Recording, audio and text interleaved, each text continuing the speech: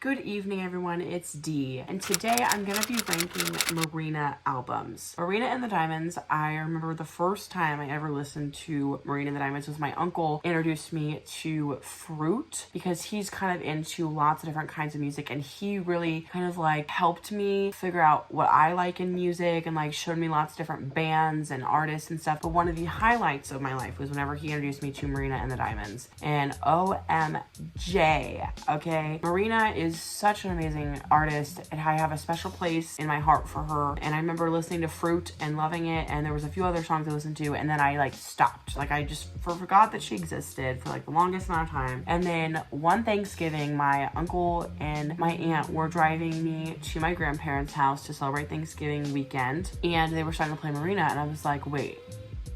And so then that just like unlocked everything. And I listened to Electra Heart, I listened to Fruit, I listened to Love and Fear, I listened to Family Jewels, and then I listened to Ancient Dreams in a Modern Land. So today I'm gonna be ranking them all, and I have kind of gone back and forth. This was like years ago, and then I listened to her again for a period of time, and then recently I'm still in my MARINA era right now. And I'm just so excited to rank these albums. And I also did a ranking Taylor albums video. I don't know if I'm actually gonna post that or not. I didn't really have authority with that, but I definitely think I have earned the authority to rank MARINA. So let's get started. And there's only 5 albums, okay? We're gonna start with Family Jewels. I know exactly what I want and who I want to be.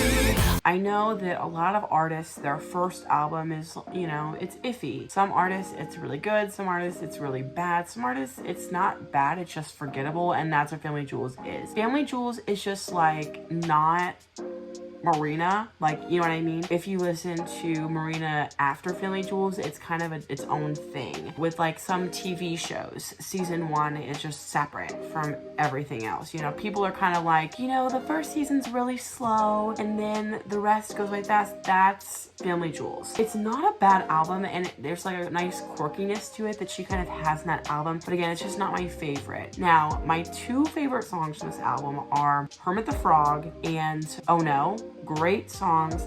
Again, you know, MARINA is very talented. I just wasn't the biggest fan of this album, and that's why it's the lowest on the list, if that makes sense. Next is Love and Fear. Flowers in my hair, I belong by the sea. Now this album, I really had a hard time originally wanting to listen to this album because I always felt like Fruit, Ancient Dreams, and Electra Heart, I felt like they always kind of had like some upbeat in there, you know? I felt like MARINA, when she did Love and Fear, it wasn't very upbeat. There was a lot of just like low and slow. But after I kind of started listening to more slower things, I was like, you know what? I need to listen to this album. I listened to it recently and I do like it, but just not as much as the other one. So it is lower, but also there's only 5 albums. So I still think that Love and Fear it's a pretty far distance from Family Jewels. Love and Fear is a really good album. I think it's very underrated. I like Orange Trees. There's a few other songs in there that I can't remember off the top of my head, but it is a good album and I do like it. I like the nice like kind of chill and calming thing. It was really interesting because I felt like it was kind of like a nice transition in between Fruit and Ancient Dreams. It was kind of like just like a, you know, kind of like a ballad album, if that makes sense, in my opinion. But I think it was a good album, and that, you know, it's very memorable, if that makes sense. Next, we have Fruit. Fruit is kind of like, I don't know, Fruit is very out there, but it's really good. My favorite songs from this album are Fruit, obviously, Blue, Can't Pin Me Down, Savages, Gold, and Better Than That. Those are my favorite songs from this album. I like the message between the song Savages, and also Fruit is very like catchy and groovy, if that makes sense. Like all of the songs that I listed, they're just very like groovy, catchy. Like I find myself humming and singing the songs from Fruit all the time, like at work. Like the songs will be stuck in my head, like you can do it better than that.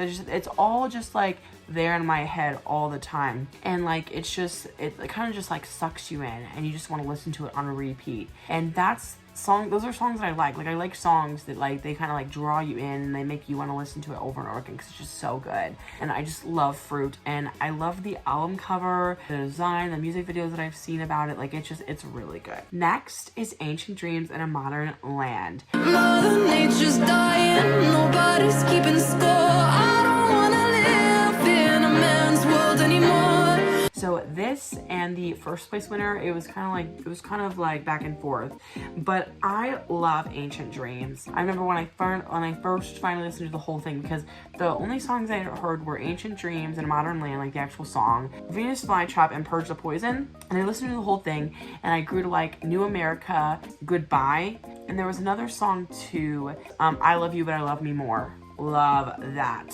Ancient Dreams has this like kind of rockish vibe, and it just like, it's just very soothing. And the message behind the songs, especially Purge the Poison. Oh, and Man's World. Oh my god, Man's World too. That's a really, really good song. The messages behind all of the songs, like every single song has a meaning, and she did it at the right time. 2021, like right out of COVID, all the things that happened in 2020. There was so much going on. The George Floyd thing that happened, the Black Lives Matter movement, and there were all of these things, masks and shutting down and like these rights being taken away from people, and there were just so many like things that were just like, this album was just like perfect for its time. Marina was so intelligent and just so like smart, and made a smart business move by putting this, like making this album so meaningful. And every time I listen to the songs, I'm like, this is so relatable, but it also like just adds this like modern spin. The biggest message I take away from this album, because in Ancient Dreams in a Modern Land, she says like basically like our ancestors had to fight to survive just so we could have a chance of a life. So like our ancestors did all this stuff back in the day, and then as we've evolved, we've just crapped on everything basically.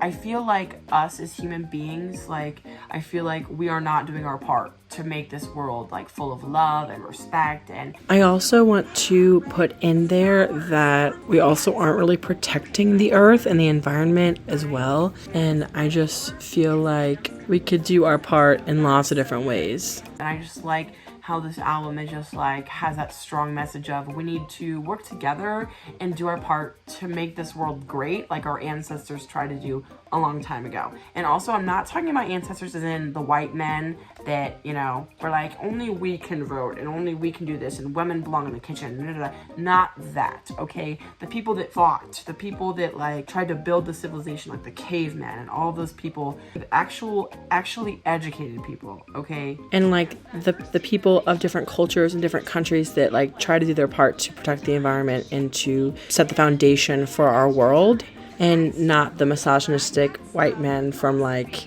the Pilgrim era.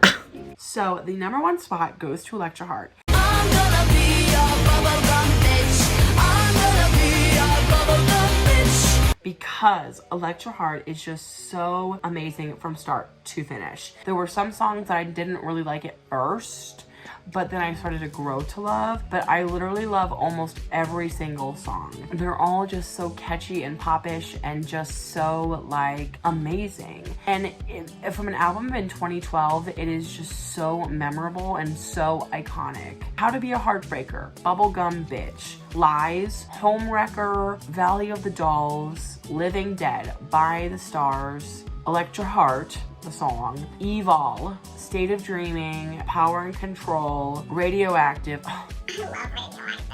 Lonely Hearts Club, Teen Idol, and Starring Role. I think that's it, 17. So I actually missed like 3 different songs. So I missed Prima Donna, Hypocrites, Fear and Loathing, and literally my favorite song from the album, Sex Yeah. So I don't know how I forgot about that one, but yeah. This album is just so good, and I could literally listen to the entire album on repeat. And not a lot of times do you get albums that you love every song on. That happens, like, it just doesn't happen very often. Also, the album is probably one of the most well-known that she has, because a lot of the songs from this album are TikTok songs. And there's also like 3 different versions of this album, because you have the regular version, the deluxe version, and the Platinum Blonde edition. And the Platinum Blonde edition came out in like 2021. So there is just a lot of versions of these songs. And I loved every single song, and it's just such an amazing like album. and like there is some nostalgia pull because the album feels very nostalgic, even though I didn't listen to it when I was a kid. It still makes me feel like a kid, and it's like, even though the songs do seem ahead of their time, it still feels very like 2012, and it just like takes me back, and I just love it. It's just such a great album, and that's why it's in first place, because of how many songs. It's perfect. It's literally perfection. So thank you guys for watching. I hope that you agree with these rankings. I know it's only 5 albums. Hopefully a lot of people that are watching this know who I'm talking about, because Marina is literally amazing, and I think that she is so underrated. Okay, she is queen. I love her so much. So thank you guys for watching, and I will see you guys next time. Bye.